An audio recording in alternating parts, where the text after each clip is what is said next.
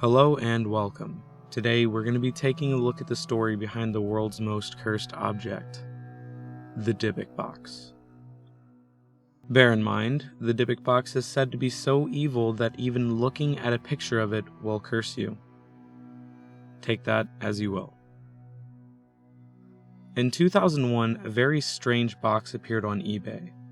It was being sold by a man named Kevin Manis, who owned an antique store. He bought the box from an estate sale, and the items that were being sold belonged to a woman who had survived the Holocaust. The woman had died at the age of 103, but not before carefully instructing her family not to open the box. The granddaughter who sold the box to Kevin also warned him to never open the box. The granddaughter also told him that the box had been in her family for as long as she could remember. Kevin offered to give the box back to her, assuming that it had some important meaning to the family, but the granddaughter was insistent that he kept it. Kevin took the box back to his shop and placed it in the basement. He left to run errands, but while he was out, he got a call from one of his employees who was freaking out. He returned to the shop quickly and said he was hit by a strong scent of jasmine flowers. He goes to look for the source of the smell, but found that all the lights in the basement had been shattered. The employee who had been freaking out told him she had heard otherworldly screaming coming from the basement. After this day, this employee never returned to the shop. For some reason, Kevin thought the box would be a good gift for his mother. Kevin wanted to give her a nice gift, so he prepared the box. At this point, he ended up opening it. Inside, he found a little statue with the word Shalom written on it, 2 locks of hair, a candlestick holder, and a few dried rosebuds. However, some of the items in the box are disputed by different sources. Kevin's mother came to his shop, and he decided it would be a good time to give her the box. Giving her the box, Kevin left her alone to go attend to other matters in the shop. When he returned, he found his mother sitting in a chair, not speaking. Kevin rushed her to the hospital, where they learned that his mother had suffered a severe stroke and had lost some of her ability to speak. She had to work to regain her speech and used a board to converse with people. Kevin was visiting her one day when she wrote on the board, "No gift." Puzzled by this, Kevin assured her that he did get her a gift for her birthday. His mother then wrote, "Hate, gift."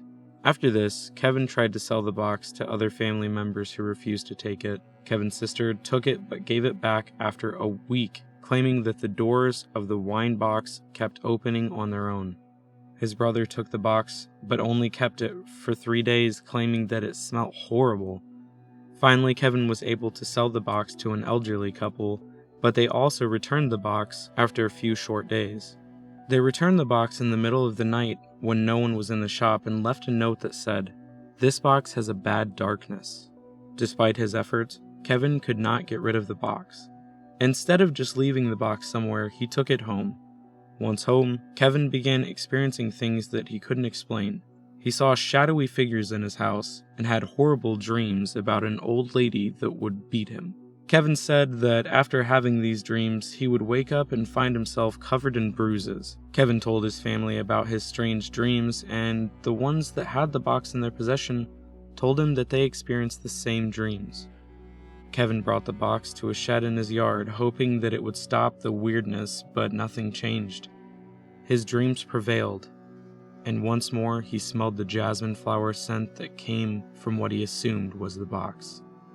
It was at this point that Kevin decided to put the box up for sale on eBay. The box falls into new hands. It wasn't until 2003 when the box sold to a college student. This college student, whose name changes depending on the source, began experiencing weird things just like Kevin. He couldn't sleep and claimed that he one day woke up to finding bugs climbing all over his house and on the box. The college student and his roommates also claimed to have smelt jasmine flowers, which a lot of people describe as smelling like cat pee. The college student began to see shadows, started losing his hair, and stopped talking to people. He had the box for a total of 8 months before putting the box back up for sale. During the time that the student kept the box, he was writing a blog about the strange things he was experiencing. A well-educated man named Jason Hoxton bought the box for $280 after reading the student's blog and wanted to prove that there was a scientific explanation for the chaos surrounding it. Jason owned a medical museum, and when he brought the box to it, the computer stopped working instantly. Important data was lost, and the smell of jasmine flowers was filling the air. One employee said that their grandmothers passed suddenly and unexpectedly, and other employees begged him to take it away. Jason agreed to take the box home, and it wasn't long before he started to experience what everyone else did. He claimed to see shadow figures, but the worst came when Jason was watching TV with his son. His son said that he had seen something move out of the corner of his eye, and when Jason turned to look, he said he saw a large shadowy mass standing behind his son. Jason dreamt that his friends turned into demonic old ladies that would beat him. He also woke up with welts all over his body. At one point, Jason began spitting up blood while talking to his wife. He later said that he wasn't sure why, but all he knew was that he started to get really sick after he got the box. Jason was still on a mission to determine what was happening to those around the box. He tested the box for anything that might be causing people to get sick, but all of the tests came back negative. He spoke with paranormal experts who told him that he needed to try and contain the box. He did this by putting it in a container that was lined with gold. Somehow this worked, and the negative effects from the box seemed to dwindle. Deciding to put the box in a military-grade box and then bury it in an undisclosed location, Jason went on to spend 9 months writing a book about the box and what he had experienced. Through many hours of research, Jason was able to trace the box back to its original owner by speaking to her cousin. The original owner and Holocaust survivor had purchased the box in Spain at the time of World War II.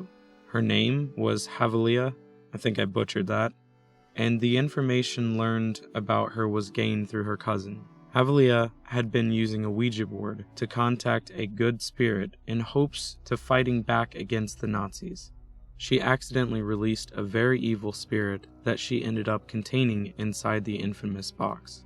Hedia always kept the spirit in the box for as long as she had it, but could not always contain it, according to the cousin.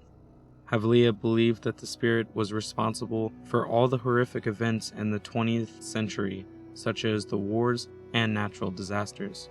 So where is that box now? In 2017, Zach Bagans from Ghost Adventures received the box. Depending on the source, Jason either donated the box to him or Zach paid $10,000 for it. The box was placed in his museum in Las Vegas. At first, Zach wouldn't let anyone under the age of 18 see the box, and had people sign waivers that said he was not responsible for anything that happened to the visitors. In 2018, Post Malone visited the museum. Eager to show him the box, Zach lifted up the glass container surrounding it and touched the box for the first time.